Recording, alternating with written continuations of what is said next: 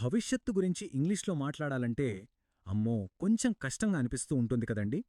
కాని ఈరోజు మనం ఒకే ఒక్క సింపుల్ ట్రిక్ నేర్చుకోబోతున్నాం.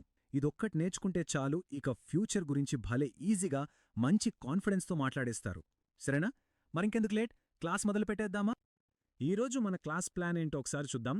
చూడండి, మనం స్టెప్ బై స్టెప్ వెళ్దాం. అప్పుడు మనకు ఏ కన్ఫ్యూజను ఉండదు. ఫస్ట్ ఒక సింపుల్ ఫ్యూచర్ ట్రిక్ ఏంటో చెప్తాను.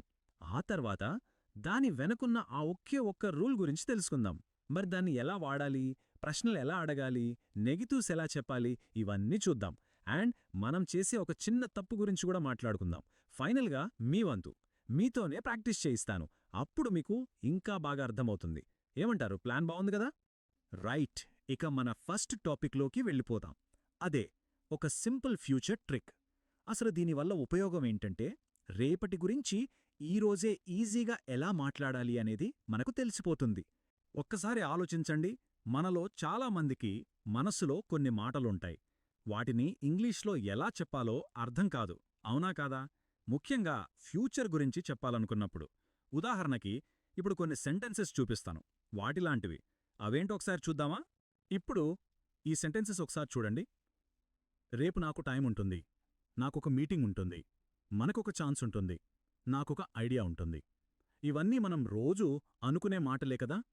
భవిష్యత్లో ఏదో ఒకటి ఉంటుంది అని చెప్పాలనుకుంటాం.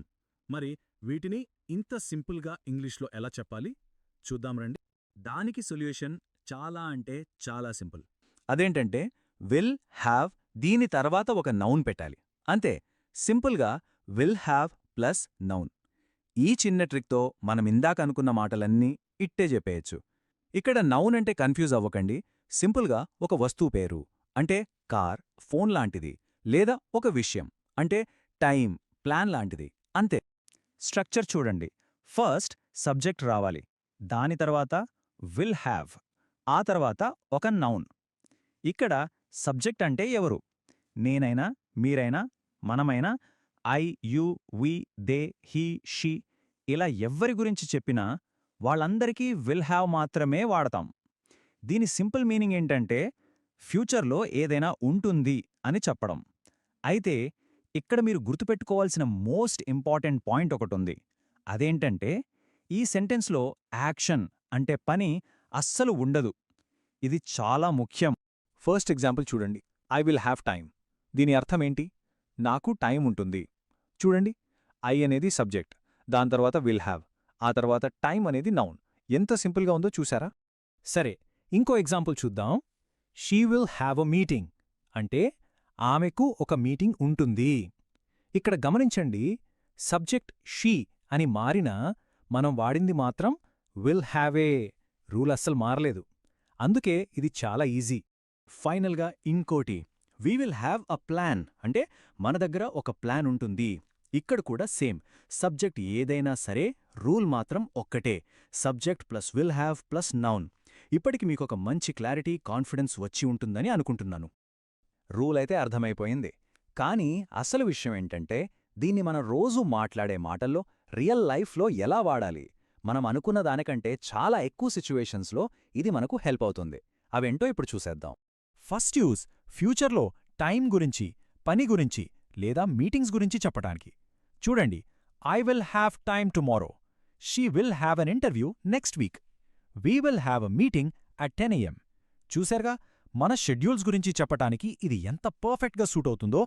ఇక రెండోది, ఫ్యూచర్లో వచ్చే ప్రాబ్లమ్స్ గురించి లేదా డౌట్స్ గురించి చెప్పడానికి కూడా దీన్ని వాడచ్చు.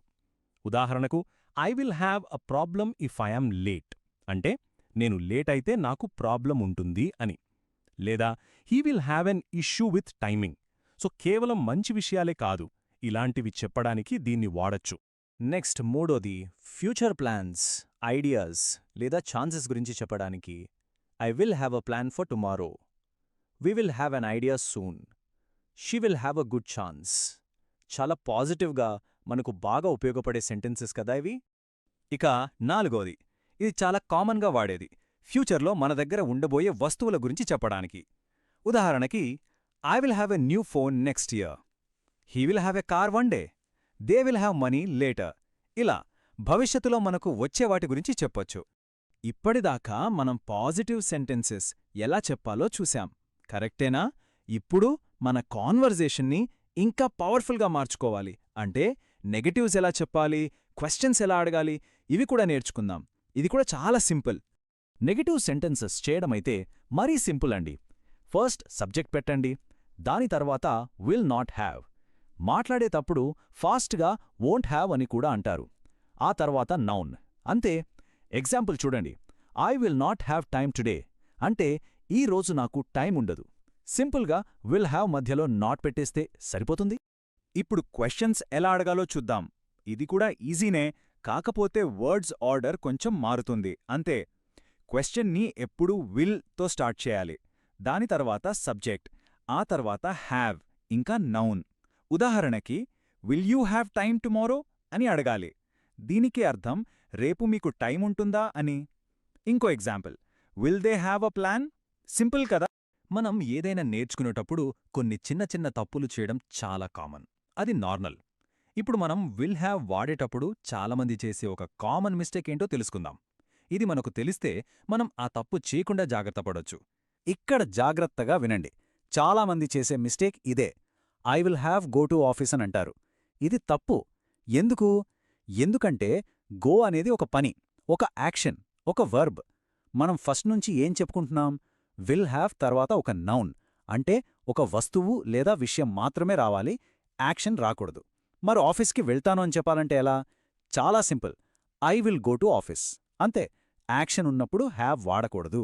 ఇది ఒక్కటి గుర్తుపెట్టుకుంటే చాలు. ఇప్పటిదాకా మీరు విల్ హ్యావ్ గురించి తెలుసుకోవాల్సినవన్నీ నేర్చుకున్నారు. రూలేంటో తెలుసు, ఎలా వాడాలో తెలుసు, నెగటివ్స్, క్వశ్చన్స్ కూడా చూశాం. ఇప్పుడు అసలైన టైం వచ్చింది.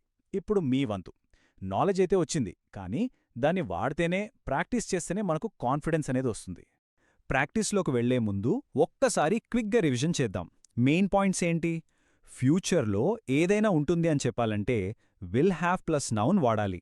మోస్ట్ ఇంపార్టెంట్ పాయింట్, సెంటెన్స్లో యాక్షన్ అంటే పని లేనప్పుడు మాత్రమే దీన్ని వాడాలి. స్పోకెన్ ఇంగ్లీష్లో ఇది మీకు చాలా హెల్ప్ అవుతుంది. రైట్, ఇప్పుడు మీరు ట్రై చేయండి. ఈ స్క్రీన్ మీద కనిపిస్తున్న సెంటెన్స్ని కంప్లీట్ చేయండి.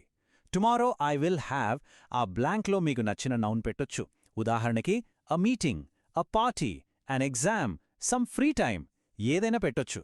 మీకు ఏది అనిపిస్తే అది గట్టిగా చెప్పండి, లేదా కింద కామెంట్స్లో టైప్ చేయండి. మాట్లాడితేనే ఇంగ్లీష్ వస్తుంది, గుర్తుపెట్టుకోండి. ఈరోజు క్లాస్ మీకు బాగా హెల్ప్ అయిందని, మీకంతా క్లియర్గా అర్థమైందని అనుకుంటున్నాను. ఈ క్లాస్ మీకు నచ్చితే తప్పకుండా ఈ వీడియోని లైక్ చేయండి. ఇలాగే సింపుల్గా ఇంగ్లీష్ నేర్చుకోవడానికి మన ఛానల్కి సబ్స్క్రైబ్ చేసుకోవడం మర్చిపోకండి. మీలో వచ్చిన కాన్ఫిడెన్స్ని చూపించడానికి కింద కామెంట్స్లో ఐ హ్యావ్ కాన్ఫిడెన్స్ అని తప్పకుండా టైప్ చేయండి. మీ అందరి కామెంట్స్ నేను చూస్తాను. నెక్స్ట్ క్లాస్లో మళ్ళీ కలుద్దాం. Thank you.